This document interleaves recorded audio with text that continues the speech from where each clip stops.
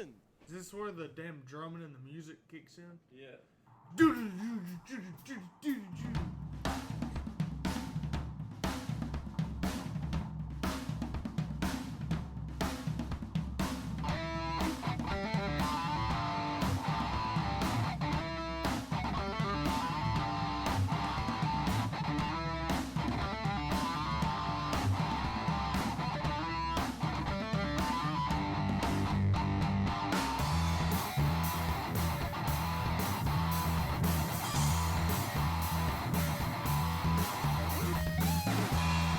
What is going on, everybody? Hello, and welcome back to On the Pipe Podcast. I'm your host, as always, Tyler Shepardson, and today is actually Wednesday, October the 15th, 2025, years after zero. You're joining us just in time for an episode of OTP Tuesday on a Wednesday.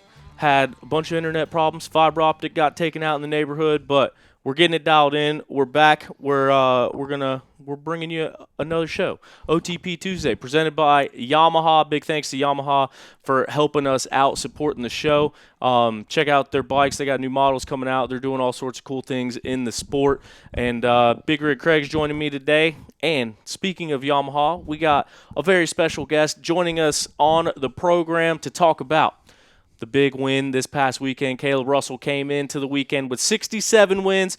He ticked off win number 68 this past weekend, the first national win aboard the brand new Yamaha that we've seen him on this year. Welcome back to the program, Kailub Russell. Kailub, what's going on? OTP Tuesday on a Wednesday, I guess. Yeah. Sometimes you got to do what you got to do, but we got you looking professional, man. You're dialed in. It's like we're watching the Inside Line podcast again. Yep, we got her set up now. You had some technical difficulties. We started this one time, and I sorted this out too. So it's just going to make for a better show. We've got good audio all the way around here. Oh yeah. I was trying to play it off. This is actually take two. So couldn't do live. Pushed it. Couldn't do live again. Started once. Now we're starting again. So you know what? We're making it happen. Yep. Well, I mean, it could be like my season. I had to take 11 tries. Man, speaking of that, talk about the weekend. What's the first thoughts? I mean, obviously sitting there at the finish line, Cody Barnes on adjusted time, trying to weigh that back and forth, trying to figure out where you were at in the overall, and then that moment where they show you the phone, they show you the results, you're the overall winner. What was that moment like? A relief. I was like, dude, I knew it was going to be close. I didn't, it was tough to see some of the pit boards. I couldn't really tell who was there. If it was Grant, Cody, Gus, didn't really know. But it was going to be what it was, whatever it is what it is. I was riding as hard as I could the last lap and a half or so. So it's like, man, if they get me, they get me. It's going to feel good to cross the finish line first, regardless. But it was definitely a relief and awesome to get the overall for sure. I was much needed. Yeah, and so obviously, last season and this season is really the first time where we're thinking like, hey, who's in the overall? Like usually in the past it's been XC2 or XC1, whoever wins it is the overall. We never saw XC2 win until last year, and now it's up for grabs every single weekend. So how, I guess, relieving is it that your first XC1 win was also an overall win? Because I imagine that you probably wouldn't have taken too lightly if you won XC1, climbed that mountain, and then got bested by XC2 there at the end. Yeah, it would have definitely stung a little bit. That's for sure. Don't get paid for second overall, so only get paid for the overall. So I would have just said I got second. And I mean, like I said, regardless, if they would have beat me and I would have gotten second, still, winning XC1, crossing the finish line first, it was a huge day for me all around. I felt really good and was riding well, and finally everything just clicked. So those guys are riding. Everybody is riding at a really high level. A lot of guys are riding at a very high level right now. So, yeah, it's kind of it's definitely been a strange year, especially with the XC2 boys, Grant, Cody, and Gus. Those guys have been absolutely on fire and able to get way up there into us on that first lap, and it makes it tough to get away from them, because once they latch on and they kind of get into that train, dude, it's unless they make a mistake, you're not going to straight up drop them. So maybe certain races, but definitely way harder. Yeah. And so also too, I want to talk to you about, we kind of mentioned it on the first go around of this thing, but you came out round number 2 in Florida. You got second place. And it's like, as soon as that happens, everyone's like, all right, Kailub Russell's back. Since then, it's kind of been some I guess, growing pains, learning the bike, getting it set up. And I mean, you've been public about trying to get comfy on that thing. So what do you think made the biggest difference this past weekend? And what was different in the mindset as you were out there racing? Yeah, so obviously we started off with a second in Florida. Big Buck wasn't great for a lot of people, but it was super muddy there. And it bounced back in Florida, and I was like, okay, that's kind of where I felt like I should have been most of the year. Mentally, like, that's what I was ready to do, is to, be a podium guy and fight for the wins. I felt like my riding was there, but I was struggling with the bike. I just was able to mask it really well in Florida because I live all year, throughout the winter, 5 miles from that track, and was very comfortable in the sand. So that kind of masked a lot of the problems for me. But it was the off season was a struggle. I got hurt there a little bit, separated my scapula late December, and I kind of missed the test with FC, but I thought I had something that I was happy with. And once my riding kind of leveled up, it was it started to just be a struggle, and I was hitting the deck a lot practicing. I probably crashed more in the first few weeks down in Florida than probably sometimes than I crashed an entire season in a year of riding. So it was definitely just hard for me. And I thought, like I said, the Florida race, thought I had it figured out. Bike wasn't where it needed to be, and I found that out quick. And man, Ziggy and I have worked really hard together, and it's just taken a long time to be able to get my motorcycle, and then switching from the 450 to the 250. It was kind of like, it wasn't completely starting over, because we had what I was getting comfortable with on the 450. So, but we had to develop that to work on the 250. And, I've been through, 11 sets of, I don't know, I would say sets of suspension. So it's completely different valving, and 11 sets of suspension, like 7 on the 450 and 4 on the 250. So that's a whole lot. We've only had 12 races, and I've been through 11 sets of suspension. So, and riding 2 different bikes, it was just got spun out and couldn't see which way was up. And I really wanted to give up after snowshoe. I was like, man, I cannot figure this thing out. It was the worst. I'm usually really good at snowshoe, and it's the worst I've ever ridden a motorcycle in my life, I believe, to a finish. I think that was, I was embarrassing, and I was ready to, crawl in a hole and go die after that one. But we bounced back and just kept chipping away at the motorcycle. And Ziggy, like I said, man, the dude didn't give up on me, and neither did the guys at the race team. So they're just working to help me figure it out and get comfortable and learn the bike. And we found a whole bunch of stuff, and the last few races have been riding very well. Results haven't shown it, riding in there. So yeah, the win this weekend really felt like it looked like it came out of left field, but I was inching closer to that. I just took I was able to take a large step at one time, I suppose. Man, and so that's one of the big elephants in the room. It seems like everything I post, and including the video from this past weekend, it's like everyone's like, his bike sounds way different than Liam's. Is he on a 250? Is that the new 350 that no one knows about? But you mentioned snowshoe. Snowshoe, I think, was your second race on the 250, right? Possibly, yeah. Then something like that. I think you raced it at like a mud race at Powerline, or yeah, Powerline was definitely the first one. Okay. And yeah, then snowshoe, but Powerline. So how the 250 came about to begin with.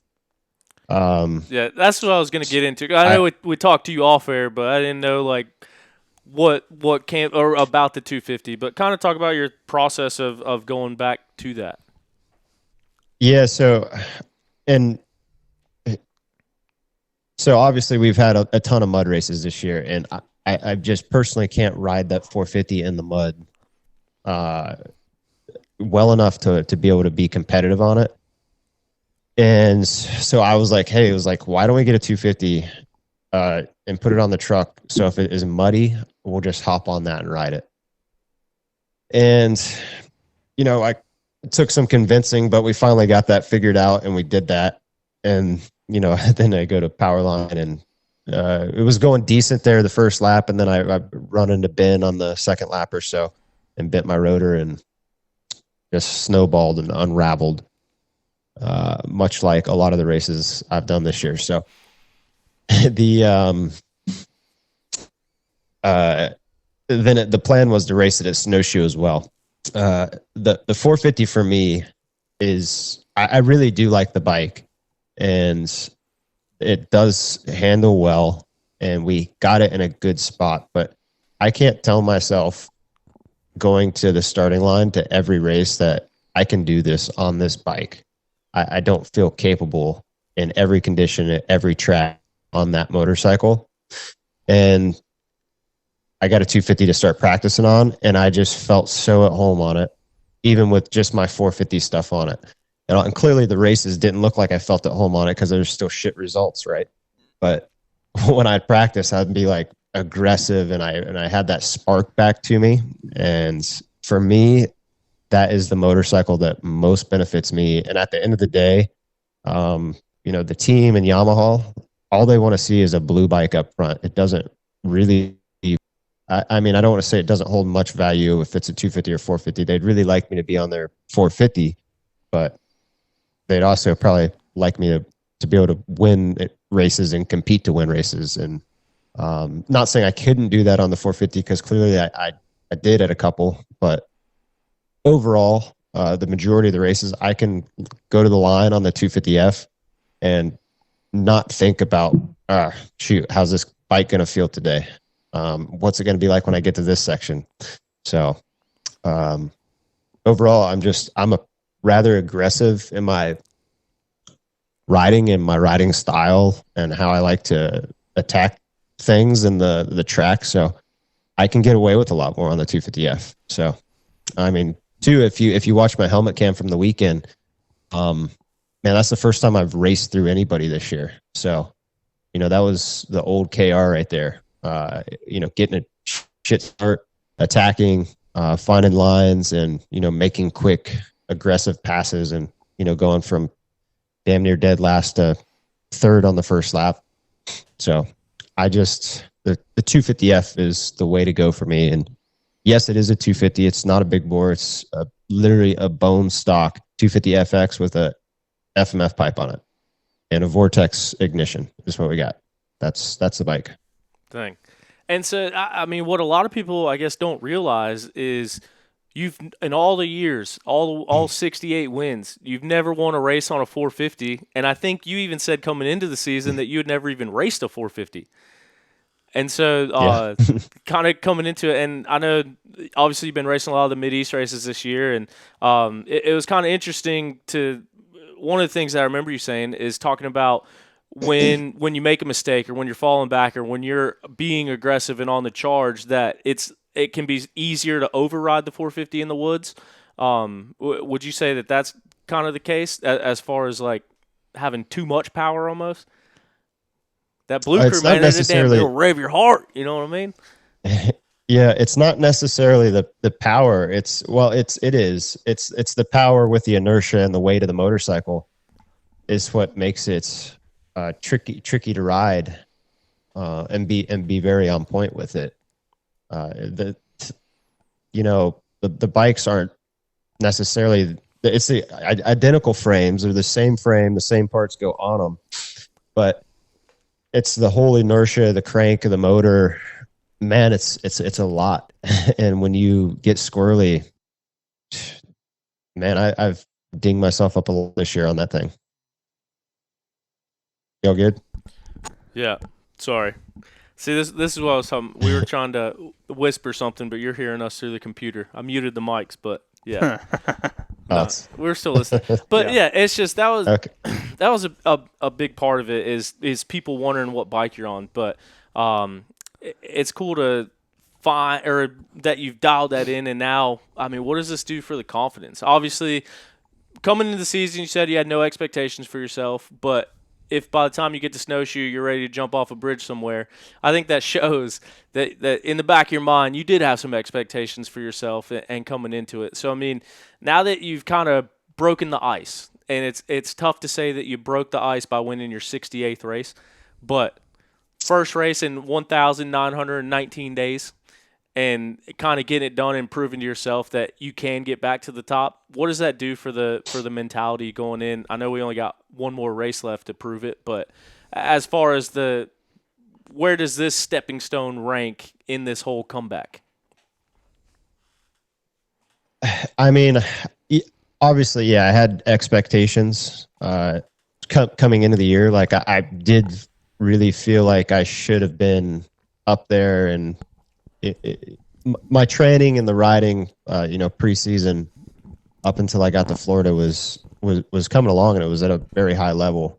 And then obviously I had that bit of a knee injury, and then everything kind of just spiraled out of control. So, I mean, my expectations were high. Like I wanted to compete for wins and podiums and hopefully contend for the title, but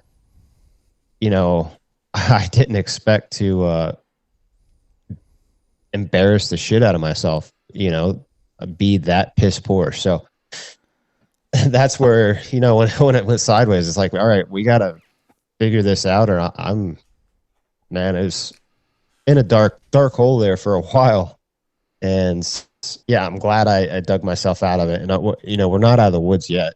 One win doesn't resurrect you by any means. It does help things and, make it, stop the bleeding, so to speak. But for Ironman, it's who knows what we're going to get when we get there with the track. I know from being at Disney Nations, it was super dusty in the woods. It was like, doesn't look like it's rained there since we had the race in May. So we'll see what happens. All I can do is just try my best, and I'm happy with the bike, and I'm able to race it now, and I feel like I'm in the mix mentally and physically on the motorcycle now. So that's all I can really ask for. This season for me is kind of a wash at this point, and not to say I'm going to go there without any expectations. Like I clearly want to try to do good, and that's kind of where I'm at now. The result, obviously, we want to be up there and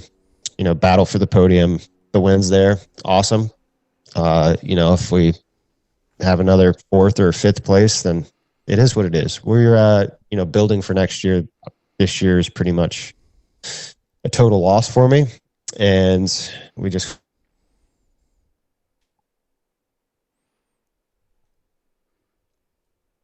Uh-oh. Shit. We lost him. I don't know if it's our end or his end. Probably our end. Yeah. It's cool to get the insight. I mean, Kailub is no stranger to adversity. So for him to come on here and kind of talk honestly and and say what's going on. It's definitely interesting to hear as we wait for him to reconnect. Holy shit. Was that him falling? Holy Try shit, to dude. call him back. Is that is the Wi-Fi still connected? Top right. It says it is. All right. Yeah. Try to give him a call back. Yeah, I think that speaks a lot on him too, because I mean, it's just like anyone else who was at the top of the sport and they come back and they have issues. I mean, seeing the climb back's pretty gnarly. Yeah. We got you back now. All right. Yeah. Yep. My internet decided to drop out on me now. Well, glad it was. Oh. We were scared it was us. We're like, damn, dude. Hump day. I don't know how many more problems I can go through in one day. Yeah. Real quick, just want to follow up on that, and then Craig got a question for you. You mentioned earlier that you don't get paid for second overall. That was one of the big takeaways from your former careers. You said, hey, I don't want podium bonuses, I want win bonuses, and rolled them all in. Is that what you did again now? We only get paid for wins or what? Yeah, that's it, man. Dang. So how's that first bonus check gonna feel? It feels nice to finally earn one. Hell yeah. Yeah. Hey, just I didn't know you were like on your contract. You have a 5-year contract, correct? Is that kind of what the structure is for that? No, not with. I've kind of got.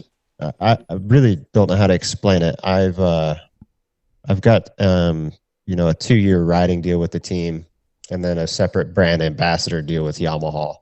After that, kind of kicks in either in 27 or 28. Or wait, maybe in shit. I don't. What's Yeah.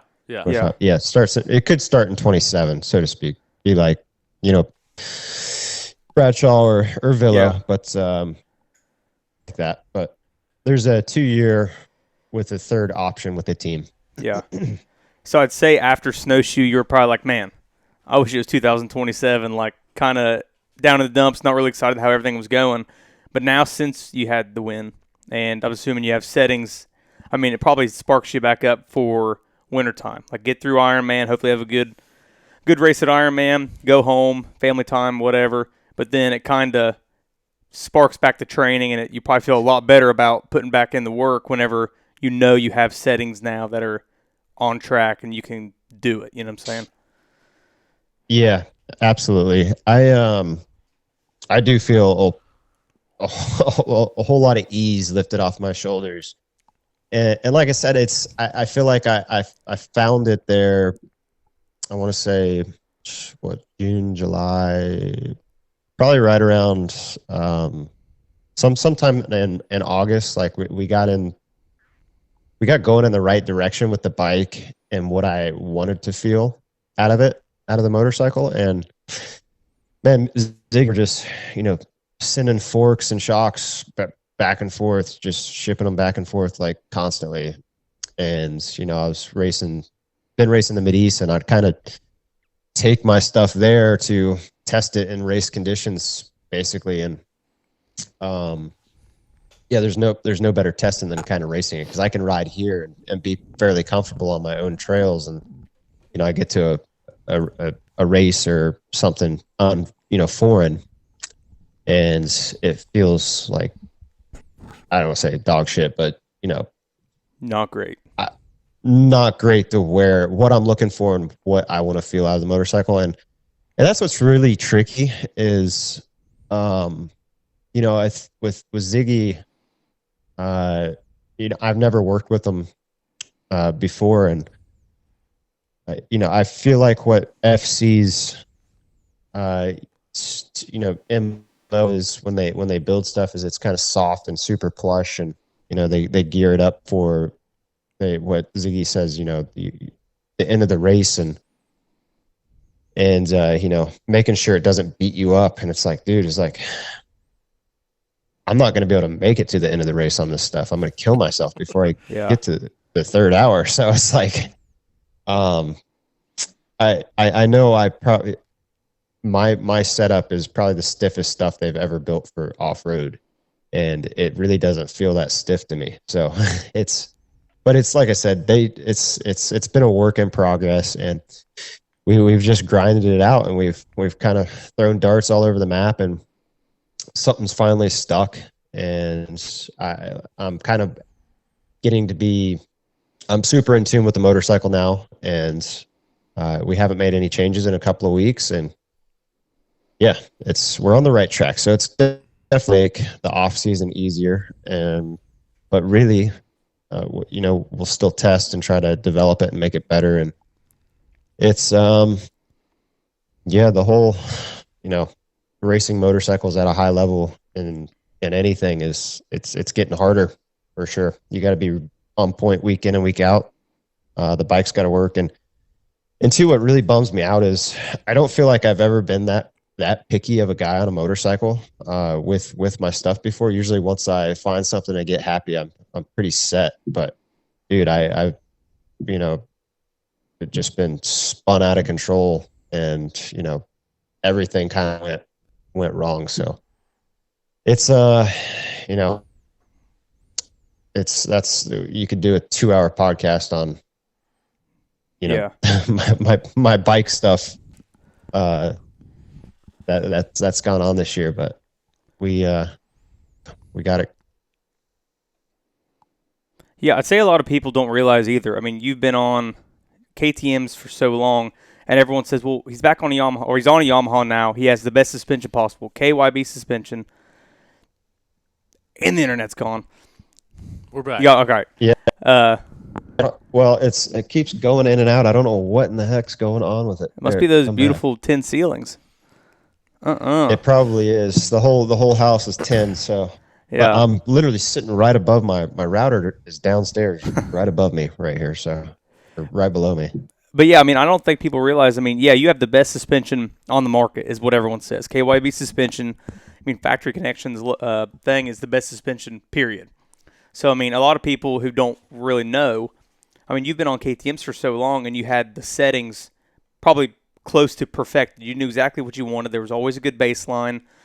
But it takes a long time for somebody to go from, WP components to get on Yamaha just because it's supposed to be the standard better.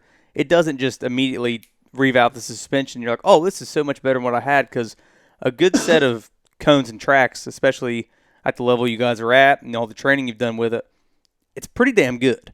I mean, I have just a revalve set up on my stuff, and I'm, nowhere near what you guys got going on. But it's different. I mean, it's better now that I'm getting comfortable on it. I like it. It's a little more consistent. But it's not something you can just jump on and revalve it and be like, oh, yeah, it's KYB. It's better. It's a whole different setup. It's a whole, the bike's different. I mean, the mass of the 450 is a lot different than the 350. For people who don't do it, like you guys do it, it's kind of over their heads. It's over my head. So, I mean, just to speak on that. Yeah, it really is. And that's why, like, you watch motocross, and the guys are always talking about their bike, and this, you've got to be so on point, like, to go that fast on you watch Jet and Chase and Eli and all those guys. You've got to be so on point and know exactly.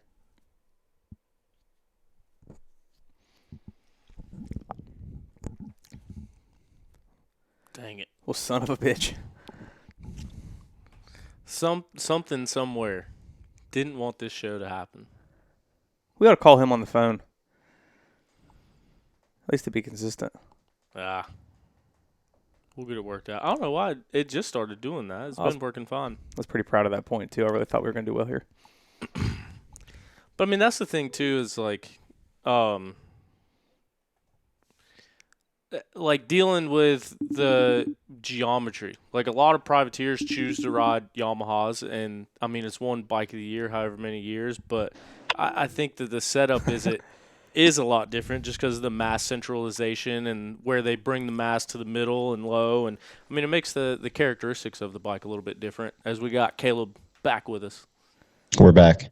But as I was saying, you have to be so locked in with this thing at a high level, even in the woods. We're not going quite the same speed, but damn, dude, we're going really fast in the trees with all sorts of conditions around us. When I'm flying through the woods and smacking some bumps, and I see a stick like buried in the ground in a rut that's in the next corner, it's like I gotta know that thing's going to handle that without thinking about it. It's just processing it. Like, I can see the stick, my eyes see it, my brain registers like, hey, you're going to hit that. It's like, you don't want to be thinking what's going to happen. You want to just be thinking, all right, nothing, basically. You want to just be processing and reacting to what's in front of you. But the KYB to WP, man, I do think it is better. I really do. I say that wholeheartedly. When I first got on the KYB stuff, I can see, or I can see for off road how it's, you know, it has such a more plush feeling on top. It's unreal. It just took me so long to figure out how to. It took Ziggy and I so long to figure out how we needed to build the forks and the shock together with this Yamaha, you know, for me to be able to ride it at my potential or close to it, you know, start getting there. Because like I said, we started out and I felt pretty good, and I could tell immediately. It's like it's crazy, the small bump and the very you know, the choppy stuff and the small roots. Like the forks just have so much more give to them. I feel like the small bump absorption, excuse me, is insanely good with the KYB stuff. Because I remember when I first hopped on it, like I'd be looking at stuff.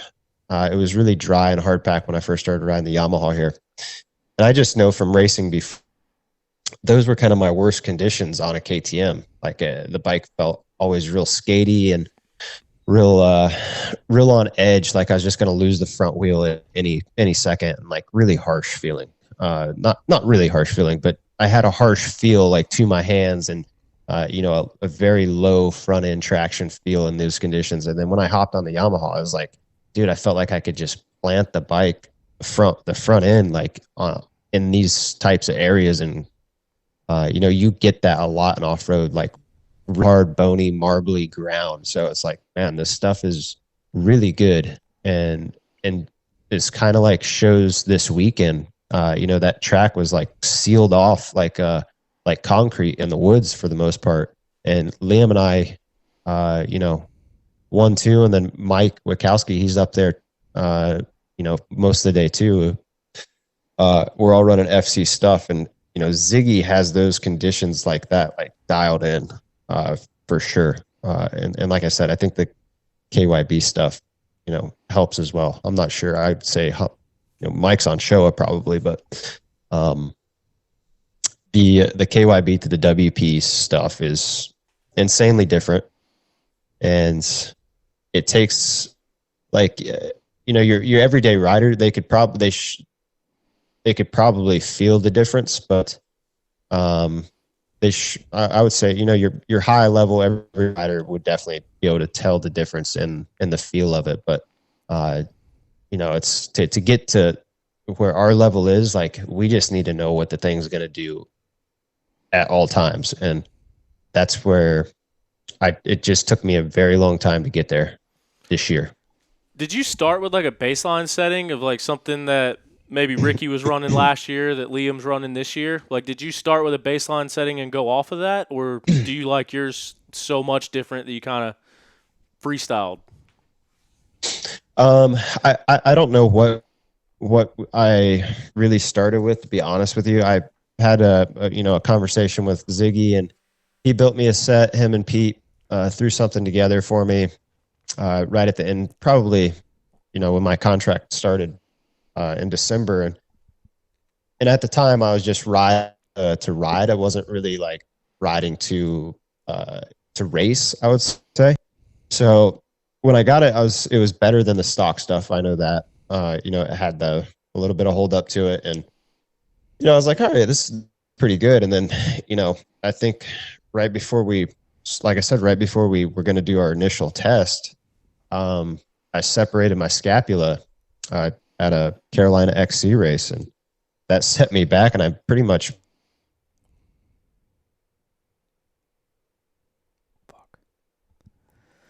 Dang it.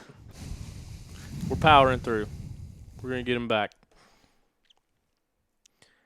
getting all the insider knowledge now. Trying, brother. But yeah, and that was, I remember when that happened, like the shoulder injury at Carolina XC. We're back.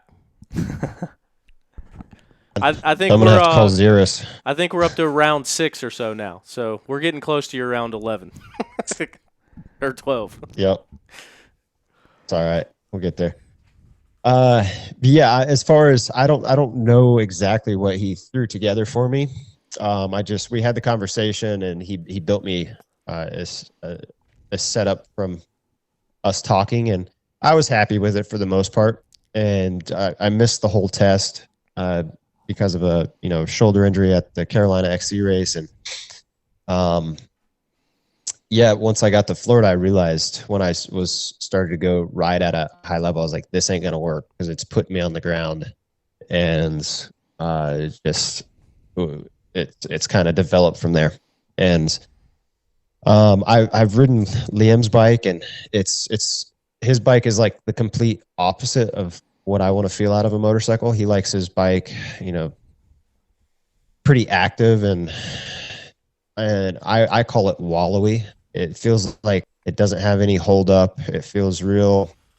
To me, it feels really unstable. It's like being on a trials bike. The bike's always kind of up and down. Say a Cadillac driving down the road, you hit a bump and it's just, whoa. That's what it feels like to me. Like I like a fairly dead, planted motorcycle underneath of me. That way, I can hit things hard and the thing doesn't come unglued and basically like explode on me is what I would say. Is like, when you hit something hard and your shock like rebounds, like I hate that feeling. And that's kind of the Liam setup gives me that sort of feel. And it was just a long process of working with Ziggy to figure out how to make this bike, the suspension with the motorcycle, stiff enough yet soft and pliable, and get the traction I need to be able to race at these tracks nowadays. So it's you can spend way too much time on it, and like I said, get spun out super quick, especially you're just on a search and rescue mission. Man. Well, it sounds like we're on the right track. Haven't changed settings in 2 weeks. We got a win on it, so sounds like we're on the right track. No, we have been. I think it's been almost a month I've had this setting now, so it's good. Yeah, there we go. So, learning the bike, getting that figured out is one thing, but then you've spent all year this year relearning the competition at the GNCCs, the XC1 class, and even the XC2 class. So, from that perspective, what has been your biggest realization, or I guess biggest difference that you've seen now that you're back at the races? 4 years off, and now you're back. We kind of talked about it before about how back in the day you were riding at a level that it seemed like no one could really match. Every now and then it seems like people could run up there, but now I think from what you said was that it seems like more people are just riding at that level. So kind of just being out on the track, and for instance, this past weekend on that last lap, you, Strang, and Mike, and someone else all ran lap times 1 second apart from each other. I think you top three in XC1 were literally 1 second apart on that last lap. So I guess what's been the difference in the competition, and kind of how have you learned, how have you adapted your race IQ for today's version of racing? And is that different than when you were there before? Yeah, it's like different. And I've said it many times, almost everybody is at that high level, or is able to be at that high level at some point now. Yeah, I think it's definitely, everybody has stepped it up a whole lot. And then, like I said, I was, Grant and the XC2 boys being as good as they are this year. Like, I didn't see that one coming.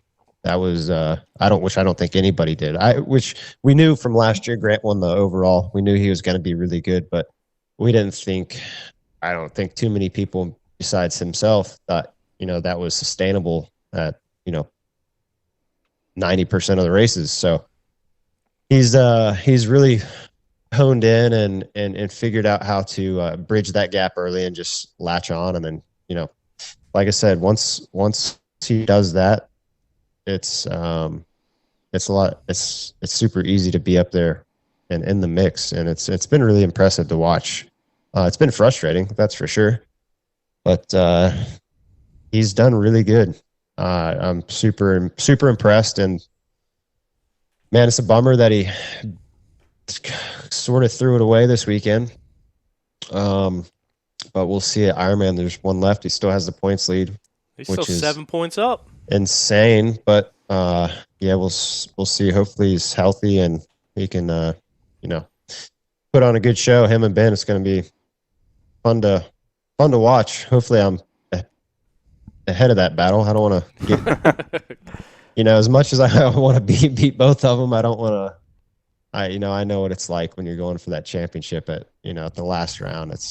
Those guys they're probably going to have a level that is going to match for sure. So hopefully I can be up there in it. I just want to make sure I stay ahead of them or behind them one. I don't want to get between them. Yeah. And I mean, you talked about, obviously, a lot of these guys, you spent those 4 years training a lot of the riders in here, but one of the guys that you always spoke highly of was Grant and his work ethic and his ability to do what needs to be done. I don't know if you can still hear us or not right now. We're sorting through this. You know what I mean? We're powering through. We're pushing through. I think it'd be faster just call back. Trying to get all the insights. It's funny listening to him say that because I remember him being on the podium in 2016 at winning John Penton by 3 minutes in 2016, and me standing there at the podium listening to him say all these guys are at this level, they just haven't put it together yet. It's just kind of funny listening to him say that now. Yeah. All right. We got you back. We'll get you a few more questions and then get you out of here. Appreciate you taking the time and 8 phone calls now, but hey, we're getting it dialed in. But no, just obviously Grant is the talk of the town, doing what he's been able to do this year. And like I said, I know you spoke highly of him in the past and kind of his mentality and work ethic. So is this a complete surprise seeing him do what he's done, or did you kind of see this as a path that he could go down? I would say a little bit of both. Grant's gonna win a lot of races and probably a lot of championships.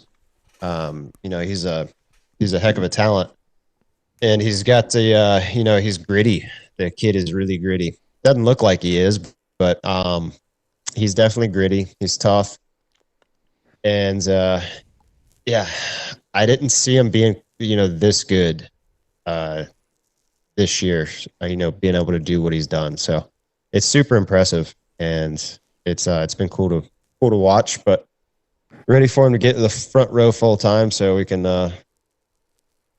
battle him from the get-go, not the ghost of him. So because he's figured out how to just catch up, and then man, you're pretty much screwed after that.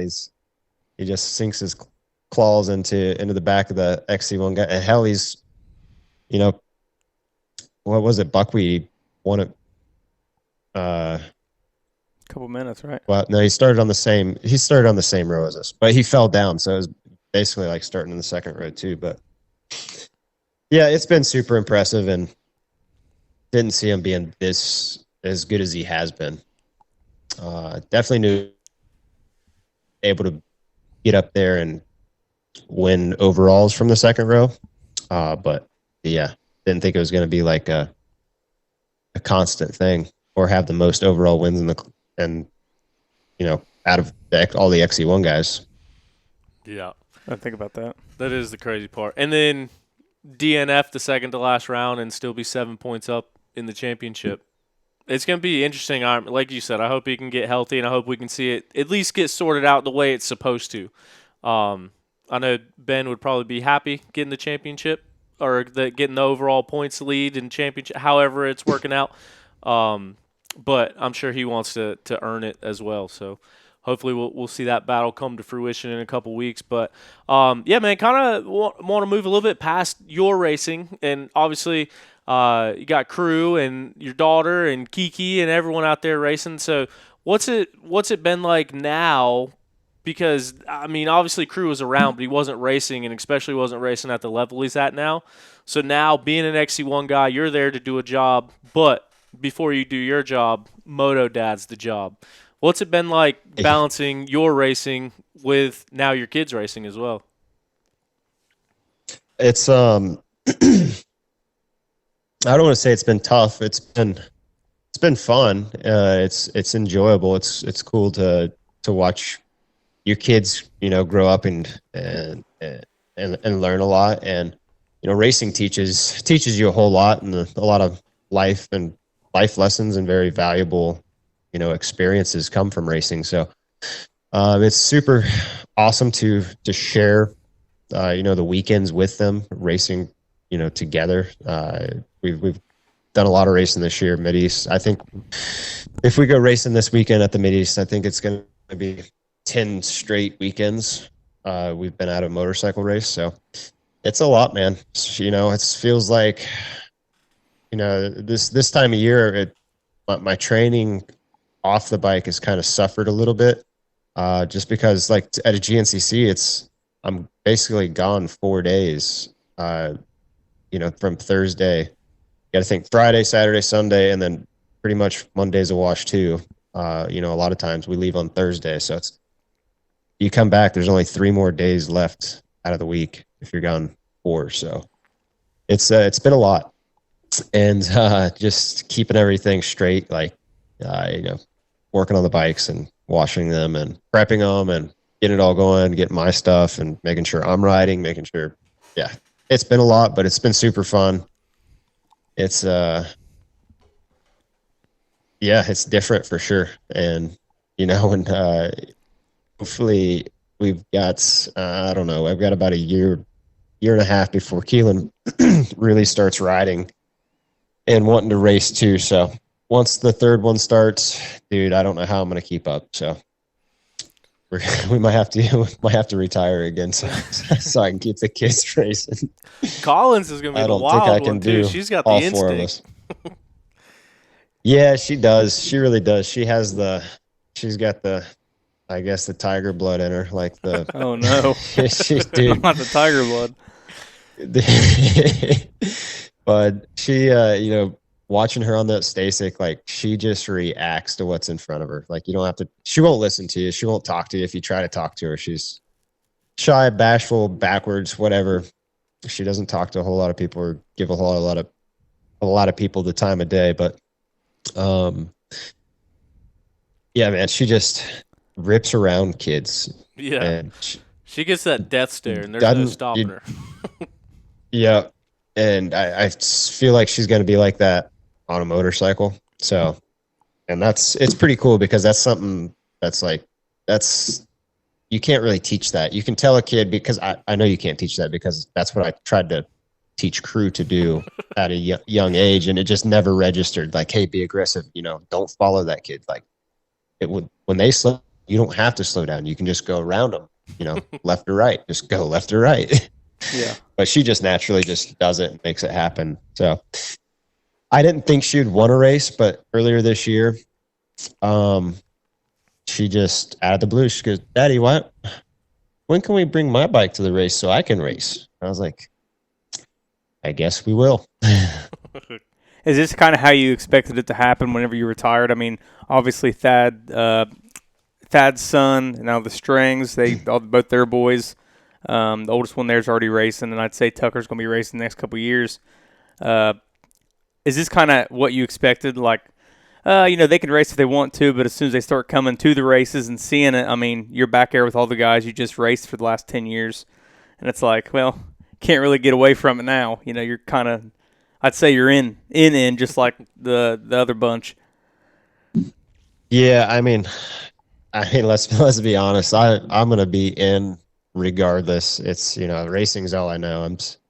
I don't know if shoot, even if I were to just up and disappear from it, like I don't know what I'd do. Racing is all I've ever known, and obviously my family, they run the series and MX Sports and all that. So I'd definitely, if I wasn't doing what am doing now, I'd be involved in that aspect in one way, shape, or form. So yeah, once racing is kind of in your blood, like it is mine, there's not really too many other paths to choose from. Yeah. Yeah, it takes the guesswork out of it. Yeah. Yeah, a little bit easier. How did Crew do at Des Nations doing the 65 race? He got his butt kicked in, or his teeth kicked in, but he had a lot of fun. He ended up 16th, which I was hoping he could be a little bit closer to that top 10. But man, those kids are so fast, and they just have that intensity out there on the track that he doesn't quite have just yet. And we've been working on it. He's a really good rider. Like his riding, form and style and control is really pretty high for his age, I would say. His technique is pretty good, but he's still young and still learning, and a little bit standoffish and shy, sort of, with the motorcycle and attacking the track. And I work with him on that a little bit, but for the most part, I just let him do his thing and ride. And once we'll cross that bridge of trying to really get better when it's time. Like right now, I just want to see my kids try hard. I tell Crew all the time, it's like, dude, if we want to just ride motorcycles, we got all this land, we can just stay here and ride. Like when we go to a race, I expect to see you try hard and race. It's like, we don't go to a race to ride around. We go there to compete and to race. That's all I want to see. Like as long as you do that, I don't care what place you get. If you get fourth and you race really hard, I'm cool with that. But if you get third and you went out there and you're lollygagging and you're looking around, like, I'm not cool with that, because we can chill at the house, especially at a Mid-East, on a Mid-East weekend. It's like, dude, I want to see some effort. It's cool to hear you say that too, because there's so many parents that I see at local motocross or Mid-East that are just absolute like terrors to watch. People who have probably never rode a motorcycle, don't know what it takes, and they're yelling at their kid who is trying. So it's pretty refreshing to hear, someone like you who's got the perspective already to be like, oh, he's getting there, he'll learn like in his own time, still try. But there's so many parents out there that I just absolutely cannot stand to see that are just, put their kid down or don't, give their kid the time. They just expect them to get on and be the best ever, and just I think it really ruins the kid's confidence and affects them. Yeah, it does. And like I said, I'm probably a little bit harder on Crew at times than I should be, but it's coming from a place of love. Like and that's what I want him to, I tell him all the time. It's like when, so that Des Nations, he came off the track, and I was like, how was that? And he was like, that was really hard. He was like, sweat pouring off of him, like out of breath. I could tell like he got winded at the end of that moto. And he come off the track and he goes, that was really hard. I think I'll stick to the woods. I was like, Crew, if you're doing it right, the woods will be just hard as well. So it's like, that's why I was like, this is a good example. I was like, that's why when we go practice, I was like, when we're practicing to go fast, I was like, this is the effort I want to see. I was like, the more you do this effort right here, the easier it becomes. I was like, if you don't ever do it, it's never going to get easier.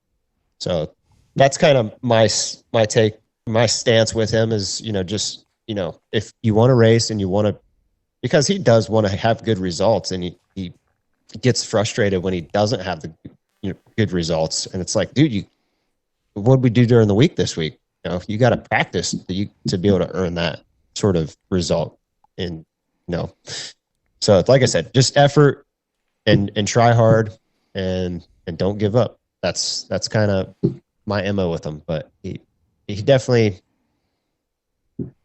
I don't feel like I'm super hard on him. Sometimes Mom is the same way. She's like, "What is he doing out there?" But it's like, dude, we just want to see effort. That's it. Yeah. Yeah. It's funny you said that. I thought you were about to say that she thought you were being too hard on him. I was like, well, I've heard the stories about your guys' beginning years. She's hard on him too. Yeah. I've heard the stories of her dragging you out of the house to go riding and training back in the day. Yeah, we've been there. What we'll see. We'll see what happens when he's 15 to 17. We'll see how that works out. But yeah, like I said, I want to try just instill that mentality of work hard, don't give up, and try hard all the time, and that'll take you places. Yeah. So.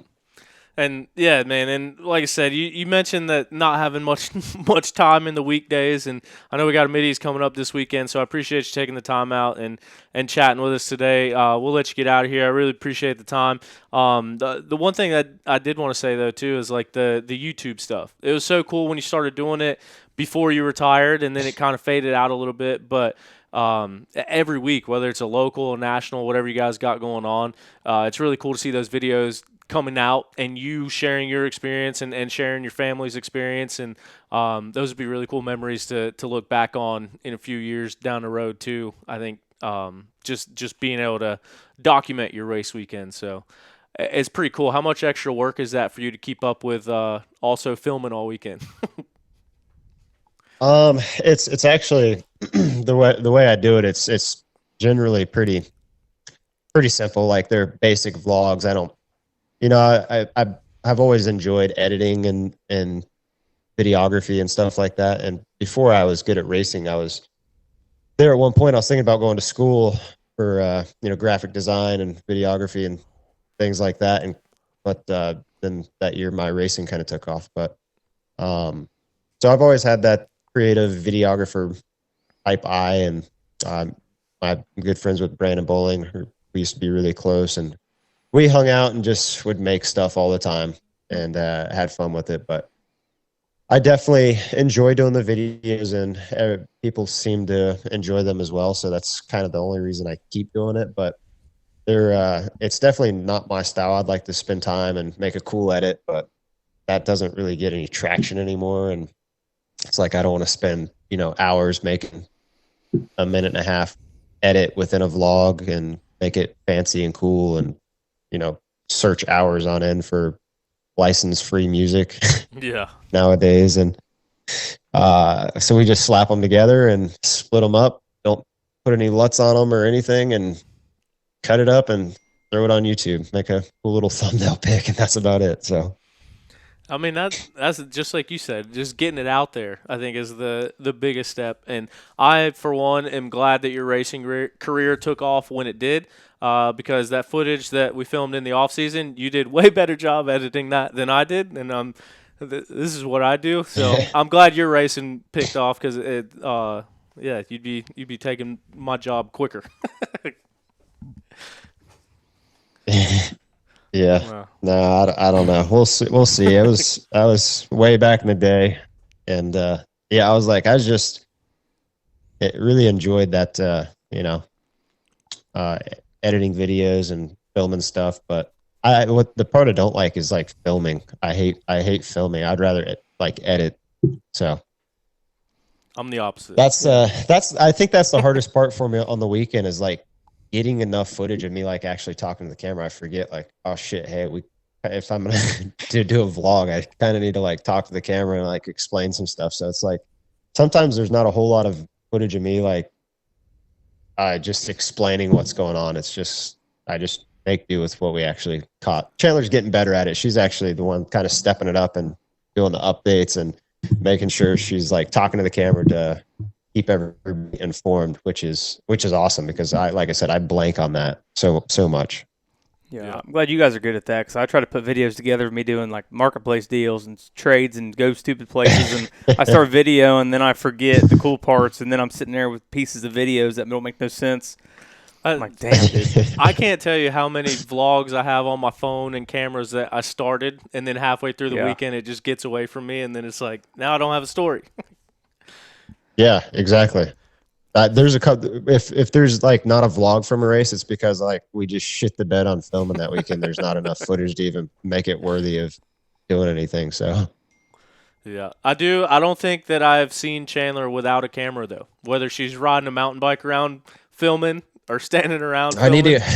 I need to get her a better or a different camera with a way better built-in stabilization because I give her so much. She misses so much stuff trying to yell at crew, like videoing and yelling at crew. I'm like, babe,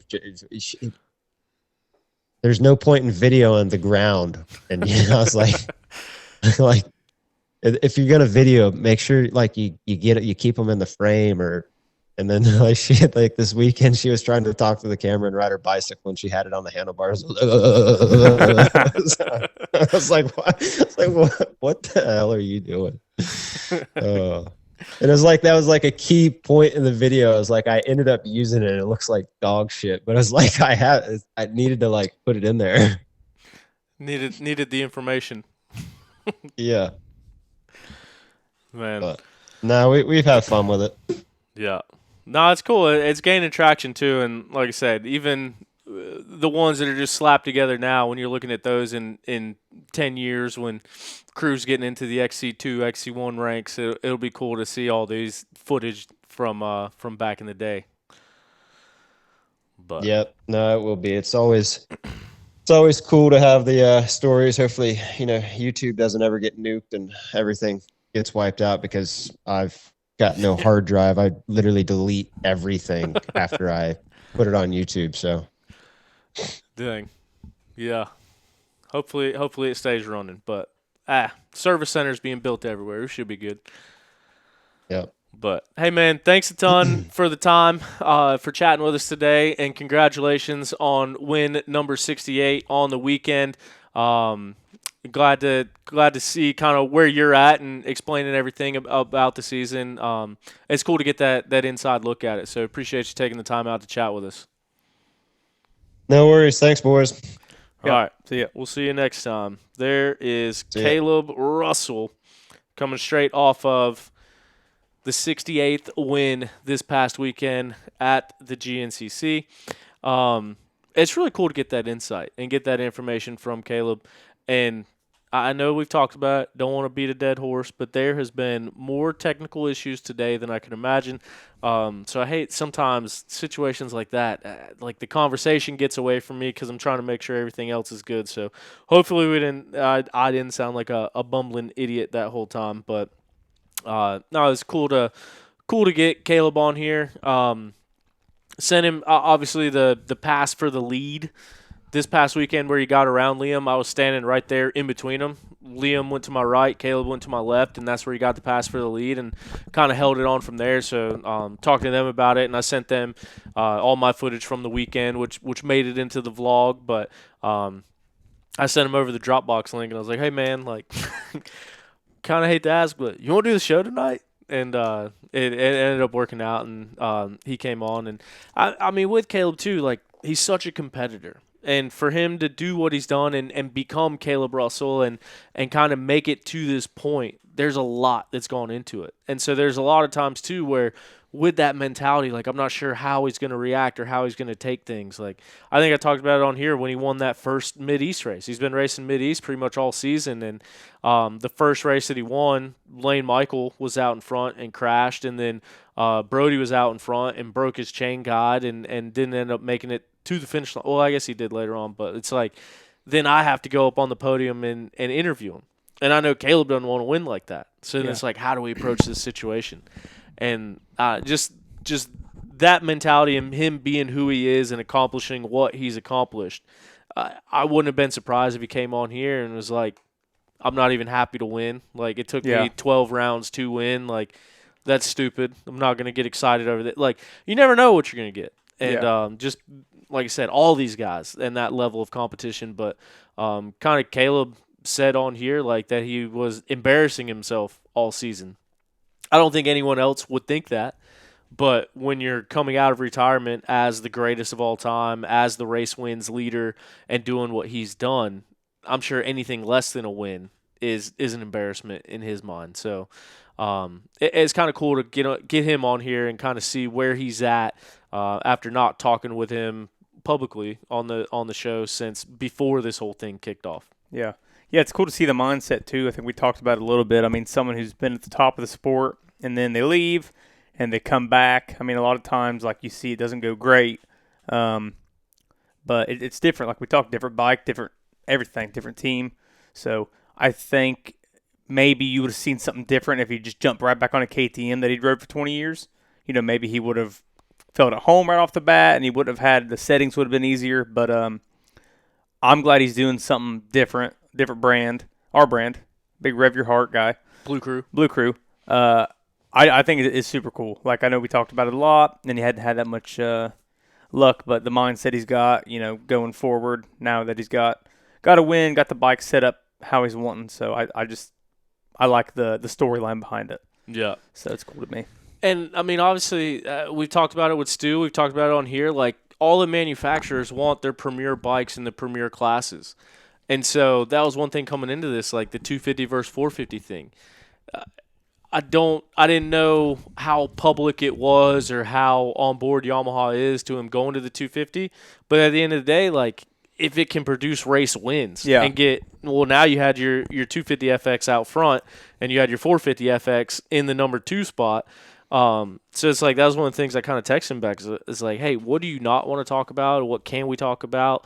And I specifically asked about the whole 250 thing. So to kind of hear his mindset on that. And I think when I first found out about the news, I asked him, I was like, what bike are you going to be on?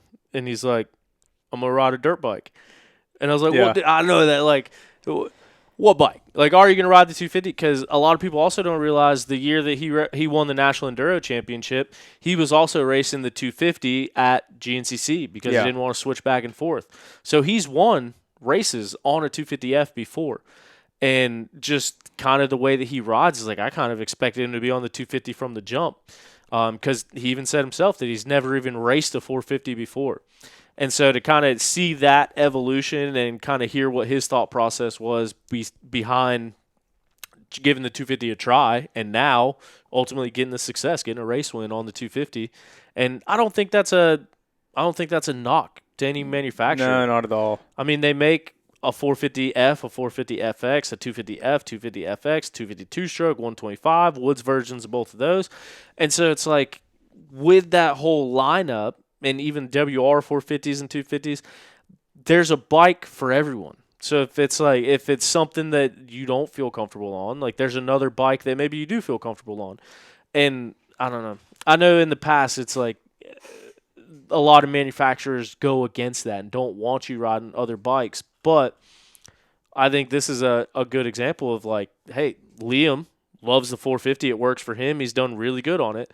And Kailub now went back to the 250 and obviously suited what he's going after now as far as the field goes. And I think it just shows how dominant both of those bikes can be against the same competition.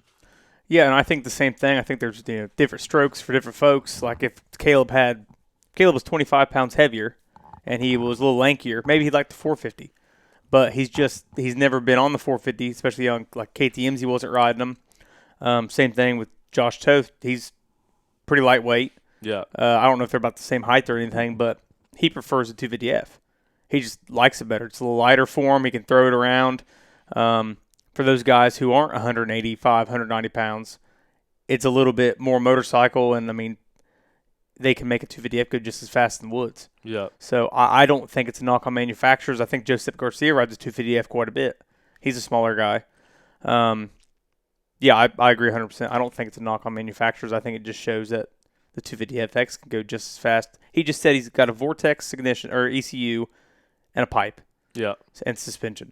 Yeah. I mean, to me, and that's the bike that we can buy. Yeah, that's the bike that's in your garage. Yeah. So you go downstairs, you put a Vortex ECU on it and an FMF, and I can win XC1. You can win XC1.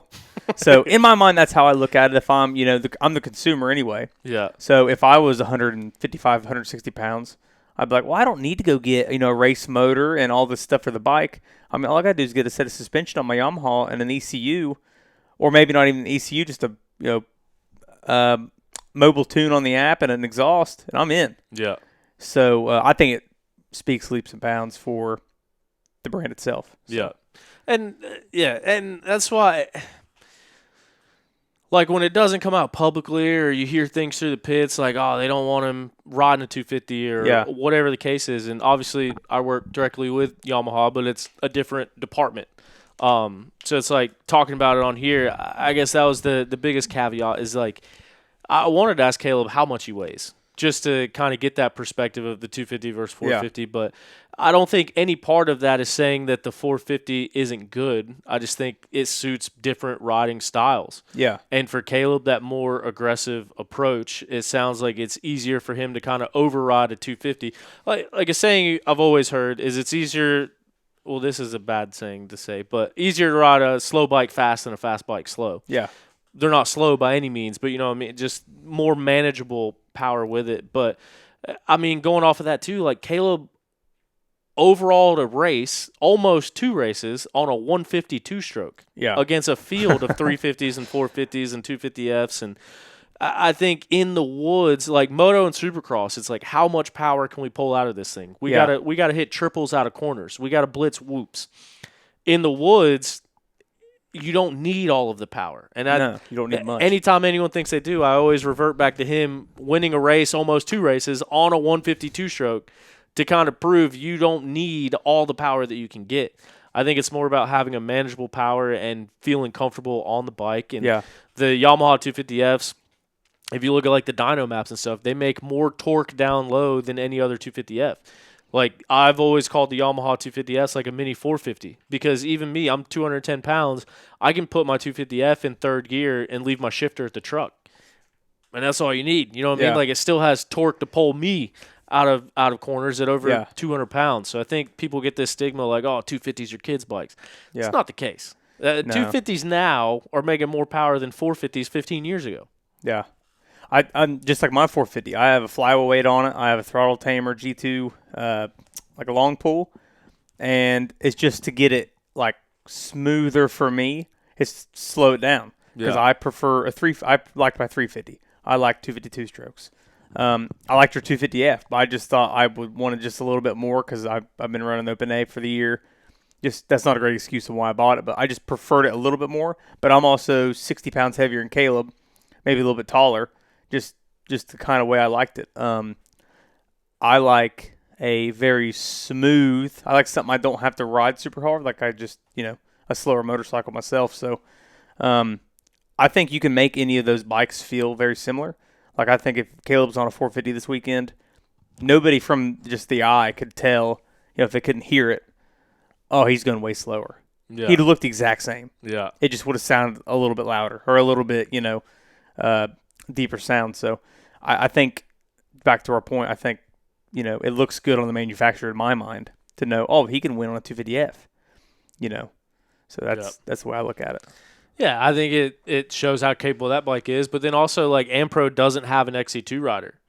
So you talk about wanting to show off, and Stu was a big point of it last week or the week before, whenever we talked to him, about manufacturers wanting to show off their premier bikes. Well, Ampro doesn't have an XC2 rider. So now this shows that you can still put a 250 out there and even do it on the front line and it be competitive. So now they got their 250 and their 450. Yeah. And obviously Danielle McDonald in the morning on the 250F. But well, I don't know. A lot of interesting insight there. Yeah. Yeah, I agree. But yeah, so now we're gonna dive right into the rest of the show.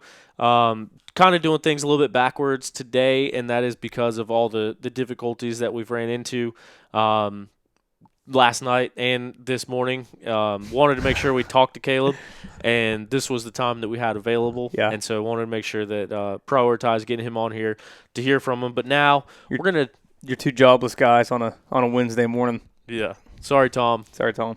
Tom's at work right now. And also T's and P's out, Tom. Meant to do that at the beginning, but that interview that was our second rendition. I did a whole intro to the show, just like we were doing it live. Got partway into an interview with Kailub, and then this computer died, and then so we were scrambling, had to start it over. But in the mix of all the chaos, did want to lead the show with that, and sorry that we're an hour and some odd into it. But yeah, T's and P's out to Tom and the Caldwell family, and Larry Caldwell, T's and P's out to him. Don't want to go too much into their business, but Tom wasn't going to be able to be with us last night anyway, and then obviously right now he's at work. But just keep the family in your T's and P's. Good buddy of the program, Tom. But yeah. Now we will go into digging up results with DPG, Dimmer's Precision Grading. They're now hiring a Class A and a Class B CDL driver, and I think they still need some workers out on the crew too. Bunch of dirt bike guys that work for there, ran by Brandon Dimmer, who's an A-class rider. Had a couple full gases at his house this year, but yeah, grading company, no job too big or small in the Greater Carolina region. You can check them out, dimmersprecisiongrading.com, for any of your needs. They can help get you dialed in, and they help us dig up results each and every week as we take a look at this past weekend, round number 12 of the 2025 GNCC series in Millfield, Ohio, at the Russell family farm. Forgot to ask him about how it felt winning at the family farm. Yeah.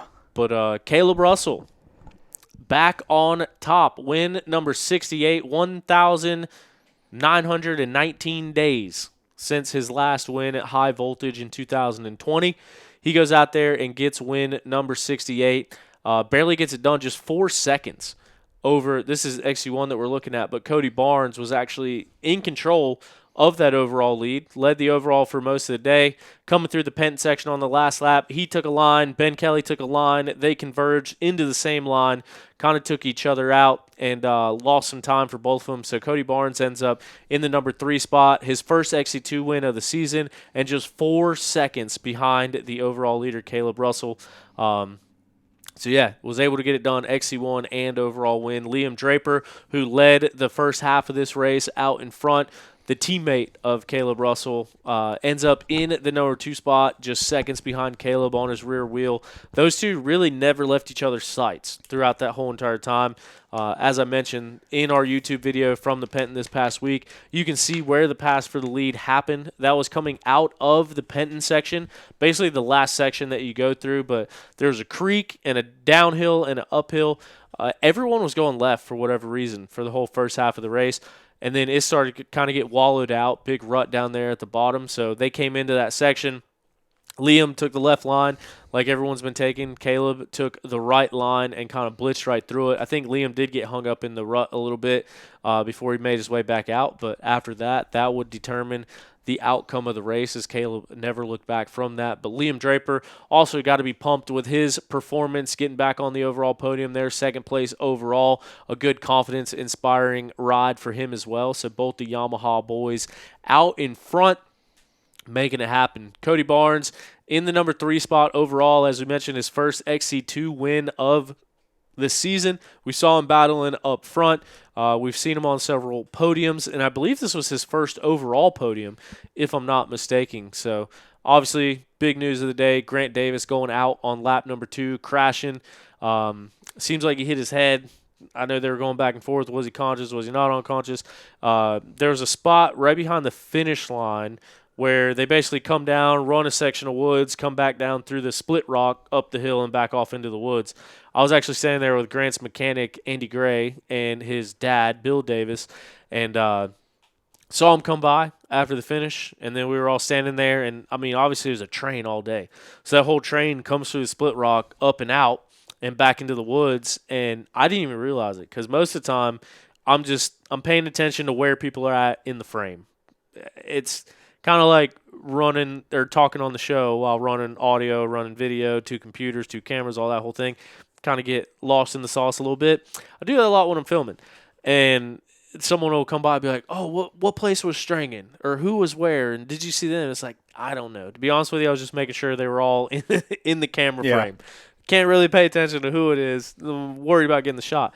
Well, that kind of thing happened, and so the Reardons were standing there, and Paul and Fee, and they were like, "Did you see Grant come by?" And I was like, "I don't know." There was a whole train of people. I was like, "I don't know. I wasn't really looking for him, but I don't know." And then I look back, and Bill and Andy take off running. I was like, "I guess Grant didn't come by." Yeah. And so it was right in between that section where he ended up going down. Super bummer on the day because he came in with a 20-point lead. And Ben was out in front at this point. So Ben, looking like he was going to take control of the entire thing, ends up, I don't know, he kind of mentioned it a little bit in his post, but didn't really go into detail, but ends up going from first and kind of works his way back. I think he finished 8th place overall. Scored 13 points on the day. That gives Grant Davis a 7-point advantage as we head into Ironman. But we got these concussion protocols, this new entry to GNCC. So obviously Grant's going to have to go through concussion protocol, get cleared to race. He's got 2 weeks to do it. And from what they were saying, also banged up his shoulder a little bit. So kind of as we mentioned, I hope that he can get healthy, hope he can get back out on track, and I hope we can see this battle down to the wire and kind of see it play out on the track versus in a situation like this. It'd be interesting to see how this concussion protocol works, too, because this is the first time that I guess it's been a question yet. Like, I don't know any other riders that couldn't come to the race yet because of the concussion protocol, and especially in such a do-or-die situation. So I am interested to see how it goes. I know Dr. Tanner is the one that does the evaluation, to my knowledge. Yep. And I think Dr. Tanner, if he says he's good, he's good. If he's bad, he's bad. Yeah. So I am interested to see how it gets played out because nobody's ever seen it yet. Yeah. And in the interest of safety, that is the number one concern. Yeah. I mean, if Grant is still feeling the effects from a concussion, like you look at NFL, you look at other sports when they get a concussion, yes, there's high risk. There's a lot of things at stake, but they're not going 40 miles an hour with trees on both sides of them. Yeah. And so if the mental processing is still off from lingering effects from a concussion, rider safety is the number one concern, and it's cool to see this implemented. And I think it is a great thing for the sport because we see riders that ride injured come back too soon and end up getting more injured. Trevor Bollinger. Obviously, Trevor Bollinger, a good buddy, but there are times where, your paycheck's on the line. Yeah. So it's like you might not be 100%, but, if you don't line up that weekend, you risk your chance of losing money. You risk your chance of staying on the team. You risk your chance of getting another contract. And it's one thing to go out there with, like, a swollen knee or a hurt shoulder or anything like that. And then it's another thing to not be able to have the full mental clarity to see the track and see the dangers.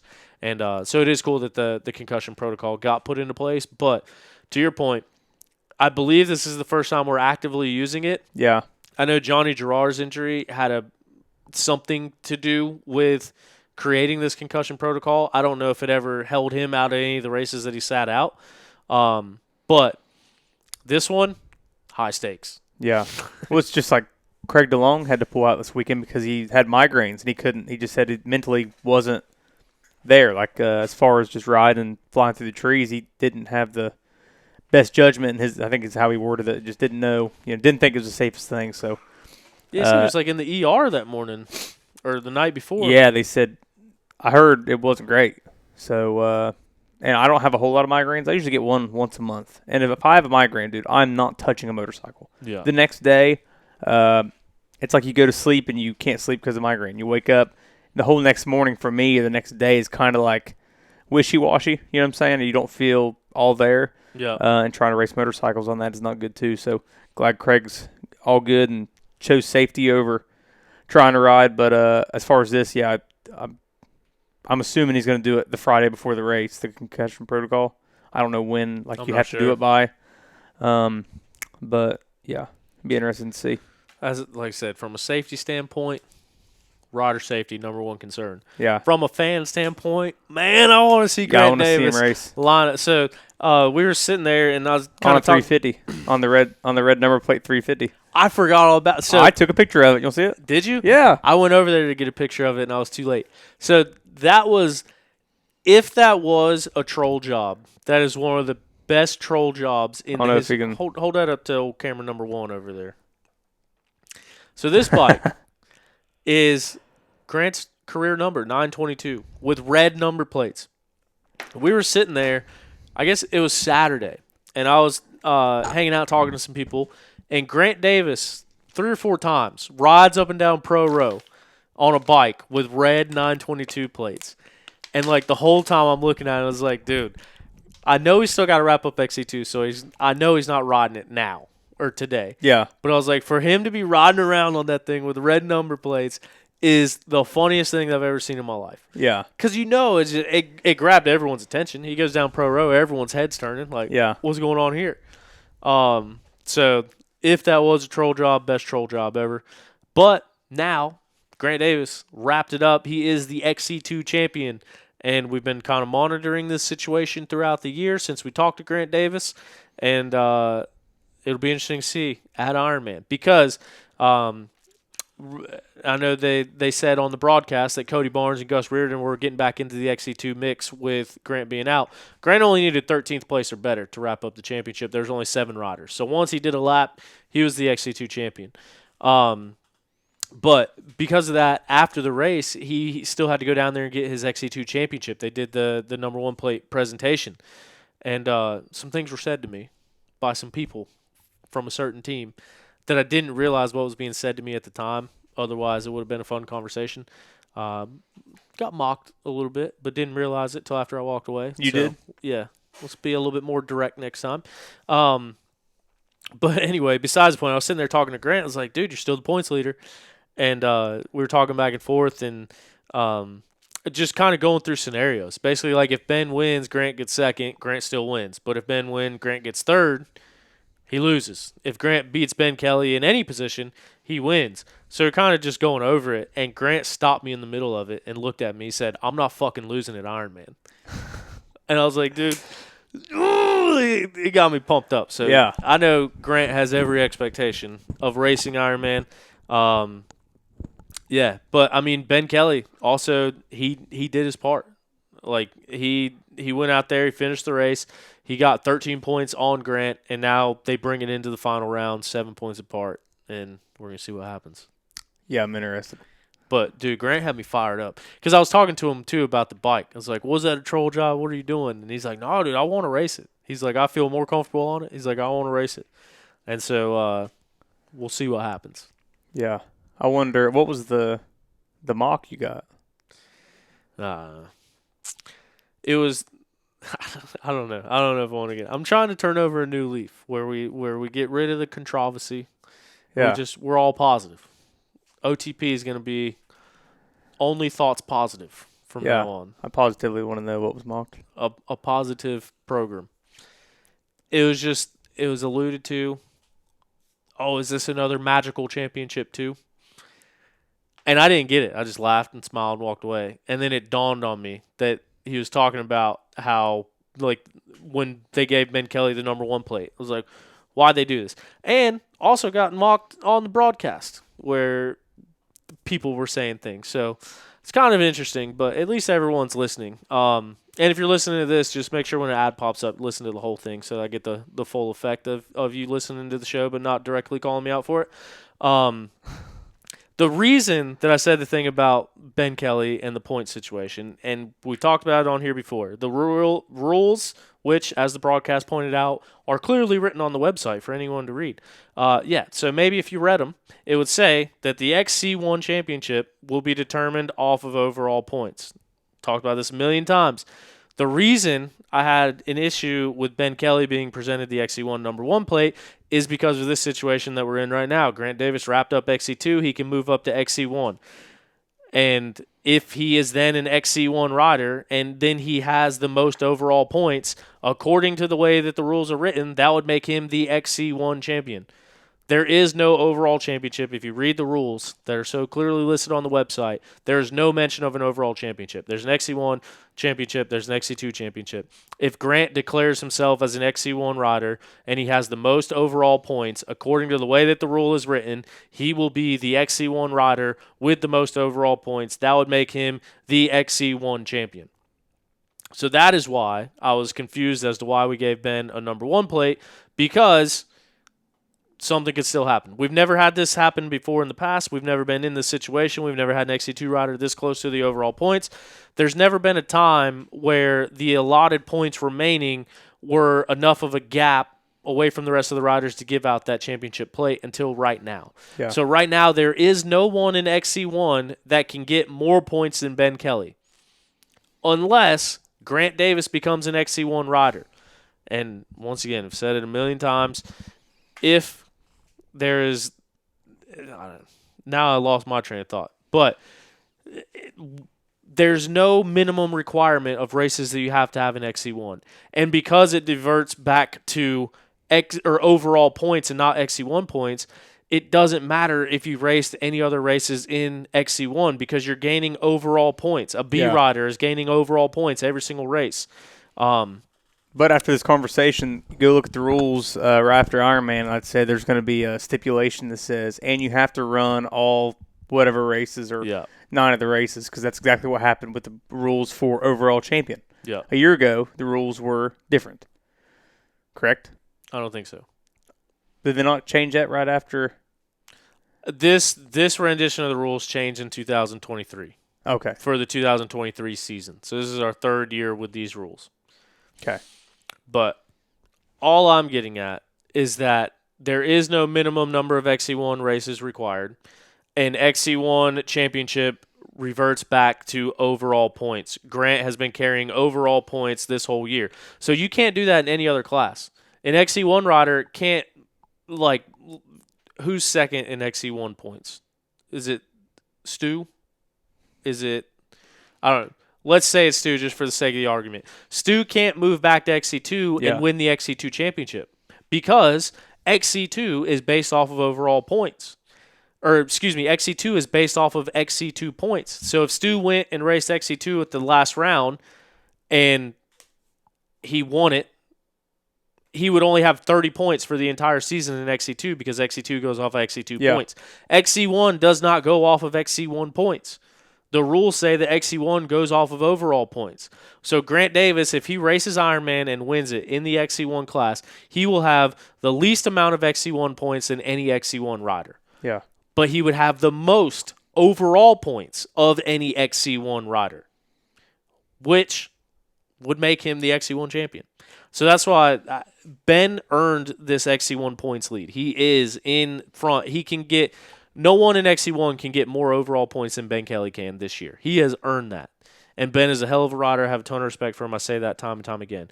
But if Grant Davis now declares as an XC1 rider, the way that it is written, he would be an XC1 rider with the most overall points. That would make him the XC1 champion. Yeah.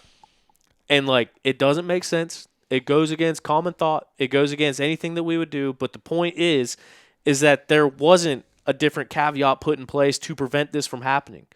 There isn't anything in there that says you must race 50% of the year in XC1. You must race 11 of the 13 races in XC1. There's nothing stipulating that. So without anything stipulating that, the way that it is written, it just straight up says XC1 rider, most overall points. If Grant Davis is an XC1 rider, he has the most overall points. According to the rules, he's the XC1 champion. And, I've been arguing that point. And at this point, I feel embarrassed even arguing it just because everyone's so against it.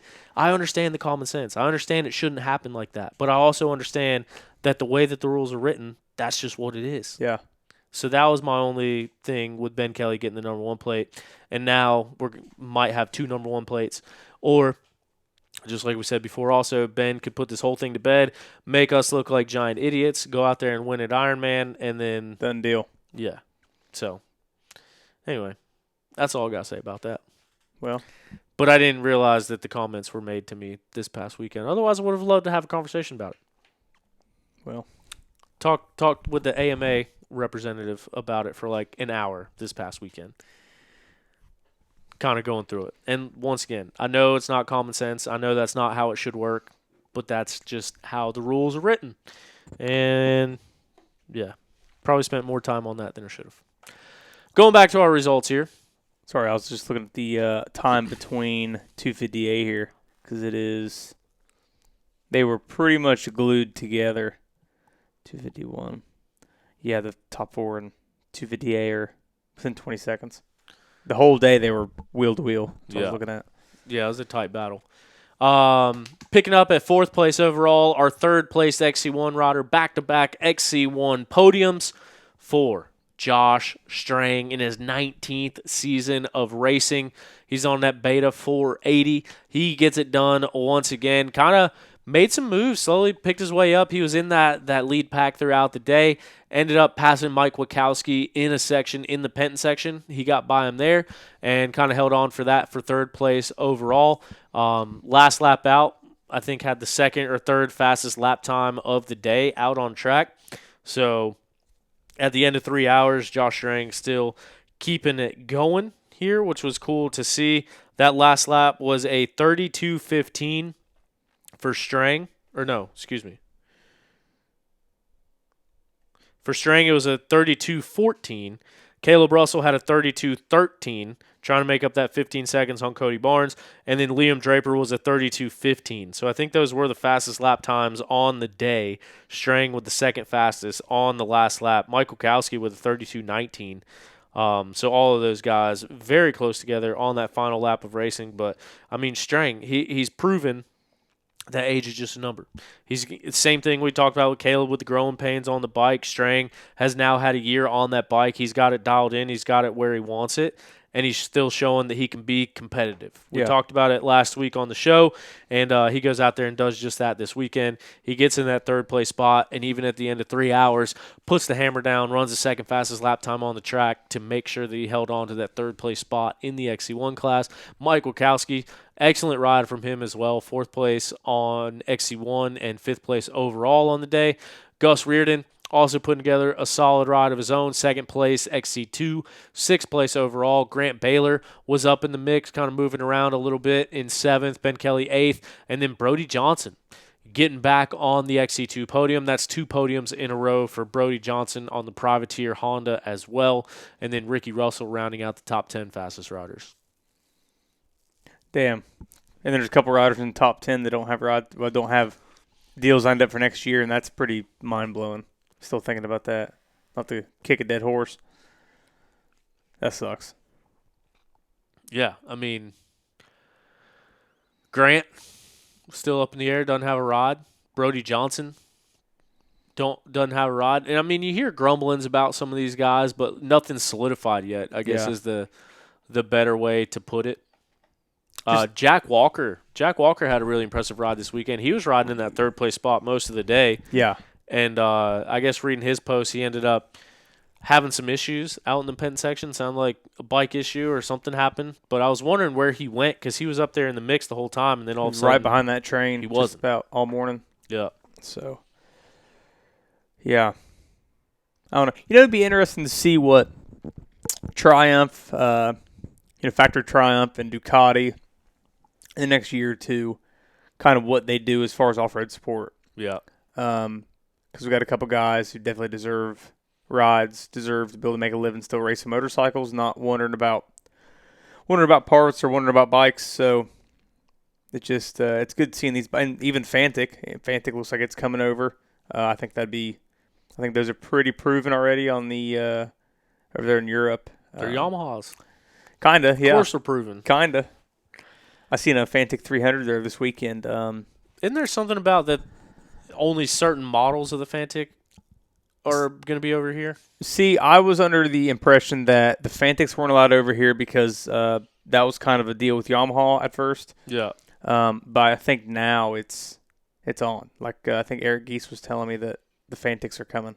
310s, which a 310 Fantic kind of sounds badass. Sounds like I think a 298 cc Yamaha, kind of. You know what I mean? So I don't know the differences. I've also not seen a whole lot of bike breakdowns like that. Yeah. Like they have so many bikes overseas, like the new TMs. I've seen some stuff, but Fantics, I haven't seen a whole lot of like Dirt Rider magazine. And everybody does their tests. Yeah. I haven't seen a whole lot of that stuff, and I'd be really interested to see how the 310 Fantic and the 450. That kind of stuff interests me. So hopefully see those guys get over here, and these guys who deserve rides have a home on these brands coming over.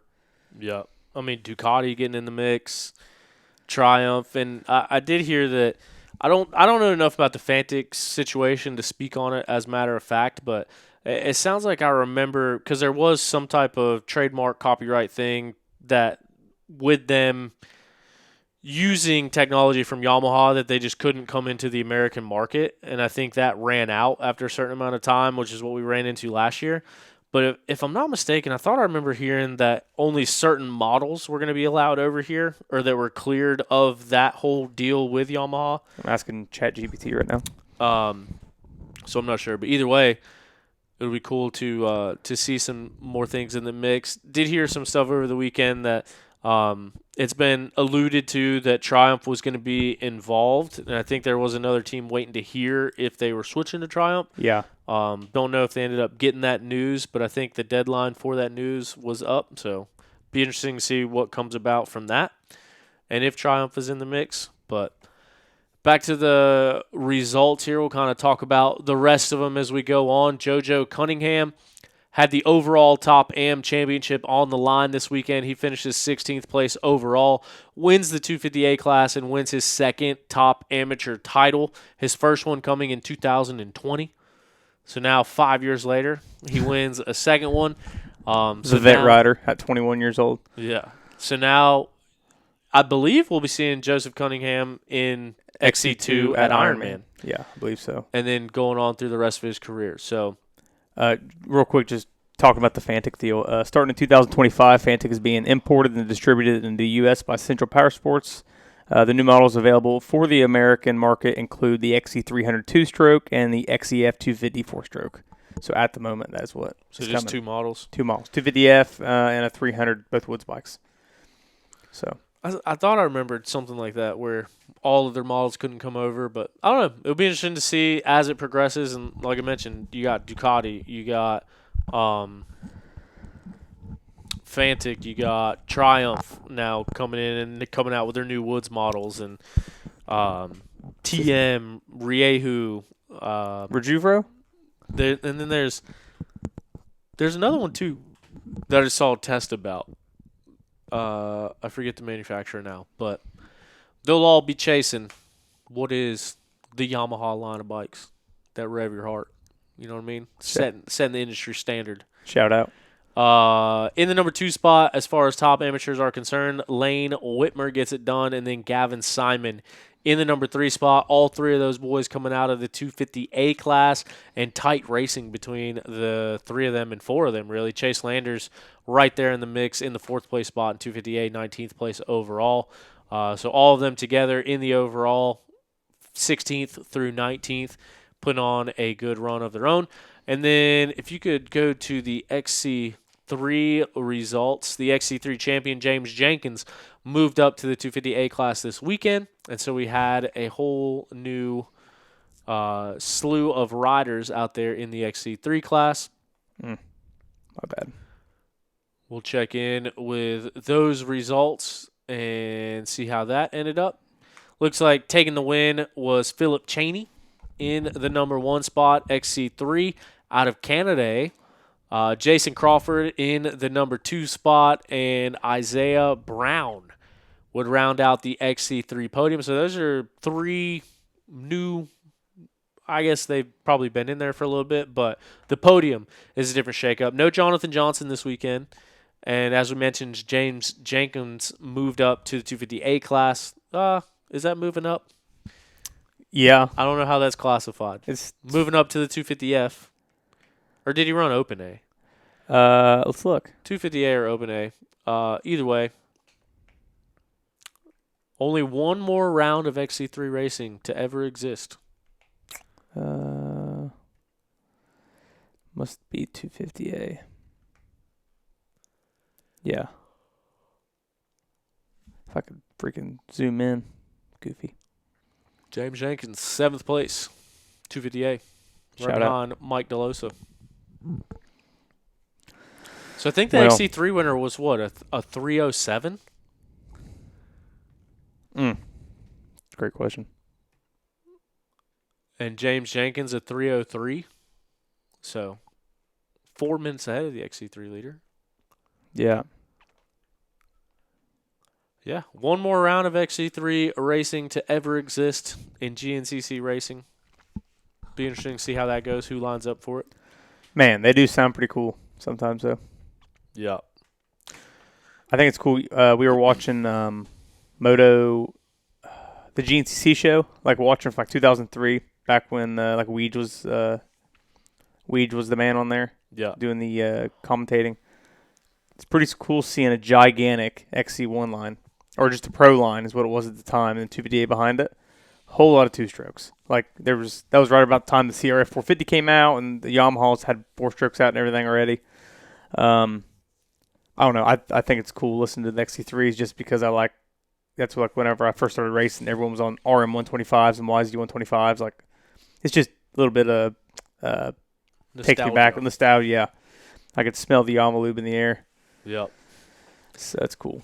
Yeah, and I mean that class kind of became a staple over these past few years, and kind of see different people moving in and out of it. But definitely a unique start. You know what I mean? Hearing all the two-strokes, and it did provide a stepping stone from mini bikes to big bikes. But it seems like nobody ever really went that way. Like no one that I can think of went from mini bikes to XC3 to XC2. No. Yeah, everyone, I mean, I've seen some guys go 200A, and then they go to a 250F. I think Riley Messer, if I'm not mistaken, he might have went from mini bikes to riding the Beta in XC3. Yeah, I'm not familiar. And I've seen some riders go from like 150B or 150A into XC3. Man, the first couple of years of it, though, like when the first time they had XC3, I think they, in the wintertime, announced it. The first big buck that had XC3 was gnarly. Yeah. There was, I forget the guy's name. It wasn't Jack Edmondson? From, not Jack Eddy, but there was, was that? Yeah. The one from Virginia. Who's the guy from Virginia that was racing him for a little bit? I don't know. So Jack Eddy was over here. I mean, Jason Thomas. There's quite a few guys. Jason Raines. I just remember there being like guys from the woodwork coming out to race their old KX 125s and stuff. Yeah. Like there was probably 5 or 6 guys that were like legit race bike 125s, and then there was just some guys show up with their 125s, and it was like Brandon Grindstaff rode a 07 CR 125. Yeah. I was cool when they first had it because you seen just ex pros that hadn't Cody rode. Gregg. Cody raced. I'm trying to think what the guy's name was from Virginia. He used to be real good. He used to ride an Ampro or an Off-Road Viking or an Ampro Yamaha back in the day. But anyway, it was cool. Guys out of the woodwork, like probably didn't expect to go out there and do real great on their 03 KX 125, but it was a cool-ass class to see, and there was like 40 riders in it, some ridiculous amount. Yeah. So it was cool to see. Yeah. Yeah, interesting to see. But, I mean, you think about them doing away with it. I mean, there's 4 riders in it this weekend. And there's limited manufacturers that make a 125. And the way that it was billed when it first started was more about a class for past champions. It was essentially in a roundabout way created for Jason Thomas to not be in the XC2 class anymore.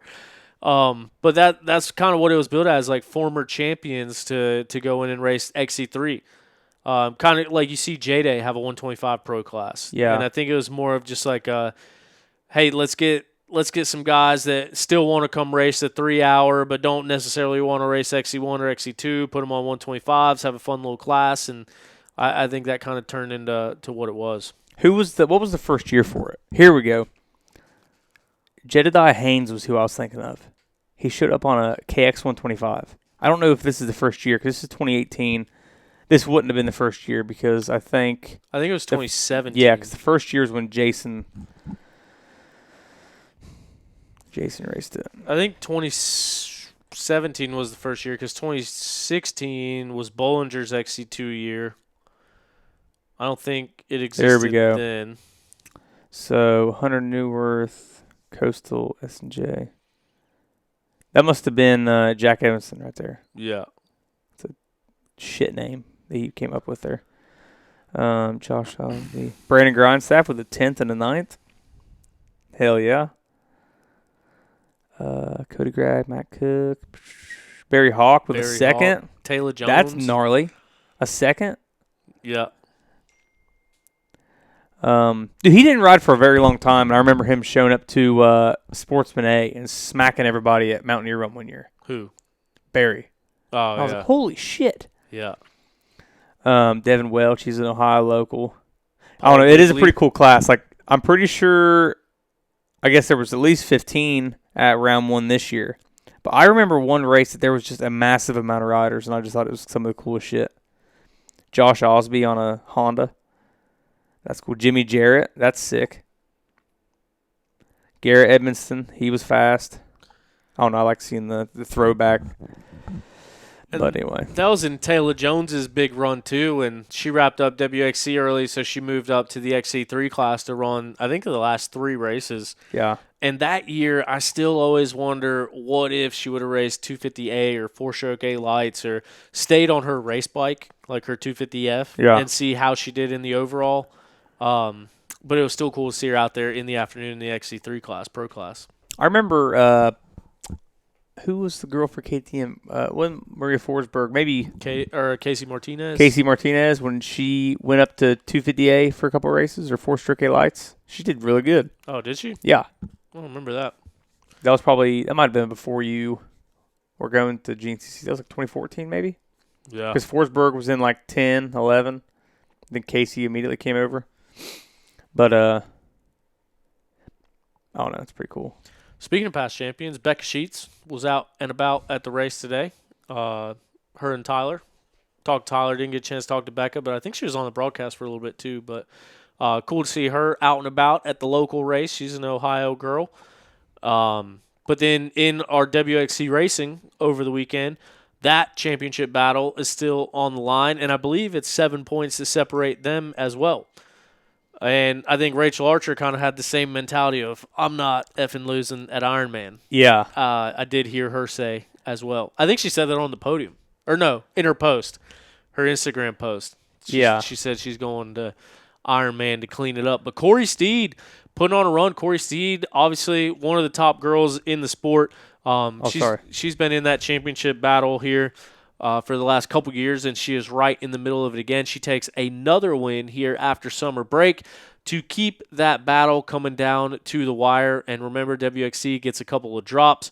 We did the brief math on it last week. That race is going to be tighter than we all expected, and that is just it. I believe with the drops in there, I want to say it's 7 points between Rachel Archer and Corey Steed.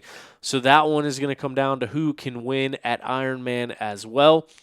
Rachel Archer has a chance to get it done and look to return as 4-time GNCC champion, or will Corey Steed be able to unseat her and take her first WXC championship? Corey Steed is your favorite rider's favorite rider, one of my favorite riders out on the track. So cool to see her in the mix and battling it up and taking this championship down to the wire. But this past weekend, she would take the win. As we mentioned, Brandy Richards would move into the number 2 spot, and Rachel Archer would round out the podium, 3rd place overall. Or 3rd place in the WXC class as they battled down to the wire. Danielle McDonald in 4th and Shelby Turner rounding out your top 5. So that one is going to be a fun one to watch at Ironman. Obviously, Ironman, different format. They split up the races. You got an 8 a.m. race, and then you'll have a 10 a.m. race. They'll be going to battle in the 10 a.m. race with a lot of fans in attendance, and I would recommend you find a piece of real estate around that Ironman track and you watch this battle play out, because both of these girls got the drive, got the determination, and then Brandy Richards also in the mix. She missed a lot of races after breaking her femur at Camp Coker, but still can play spoiler, can still get in between those two or go out and win the race. And so it'll be interesting to see how that one plays out with the WXC Championship on the line with one more round to go. Yeah, and I'm super glad they split up that morning race for Ironman, because I've been there and there's been 1,000 riders on the track at once. And that's almost impossible to fairly race. Yeah. Like, it's super inconvenient. So I raced the 998 race. Yeah. Yeah, I think same. I don't know when they started, but I still think last year whenever we ran it, it was probably 600-700 riders still at the 10. Yeah. A stupid amount. Like I'd say if you put them all together now, just combine the 10 and the 8 a.m. well over 1,000 now. It just keeps getting bigger and bigger. So, yeah, super convenient they're doing that because I think it'd be a lot easier for Corey or Rachel to slip in between some lappers and it really break up the battle. So, better for racing this way. So, Yeah, absolutely. I think because I raced I think it was 998, but then I think they had one over 1,000. And I think they were talking about how it set some record for the most participants in a race or dirt bike race or whatever it was. But I think it was basically mathed out to where if everyone was evenly spaced around the entire track, then I think there was a rider like every 2.4 seconds or something. yeah. If you space everyone out evenly over an 11, 12, 13-mile track, which is an insane amount of people. Yeah, so here's the 10 a.m. You have one tip over and get passed by 24 people. Here's the 10 a.m. in 2023. I remember the weather was halfway decent. There was over 670 riders in that one. And then if we go over to the 8 a.m., show the overall. This one had about 430. So, yeah, that's, I think, math. 1,100. And that was in 2023. 22 was the Mutter. So 21, Bike AM. I wish it would show, Crawfordsville, Indiana. Bike AM. Okay, so it was AM1 and AM2. Just to put in perspective for everybody. This one, they had over 500 in the one race.